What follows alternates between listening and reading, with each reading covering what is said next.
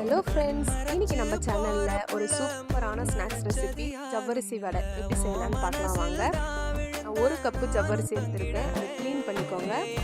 Clean பண்ணிவிட்டு அது ஒரு பவுலில் சேர்த்துக்கோங்க. அது கூட கடல மாவு, வெங்காயம், பச்சை மிளகாய், பொடியாக நறுக்கின கருவேப்பிலை, மல்லி, இஞ்சி, தட்டி வச்ச இஞ்சி, உப்பு சேர்த்து நல்லா கலந்துக்கோங்க.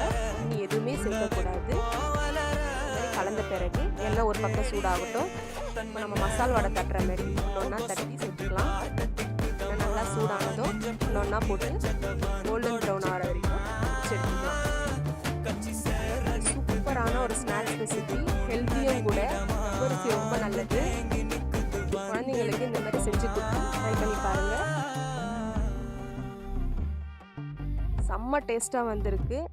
நீங்களும் செஞ்சு பார்த்துட்டு எப்படி இருக்குன்னு கமெண்ட் பண்ணுங்கள். ட்ரை பண்ணி பாருங்கள். மறக்காமல் நம்ம சேனலை சப்ஸ்கிரைப் பண்ணிவிடுங்க. தேங்க்யூ.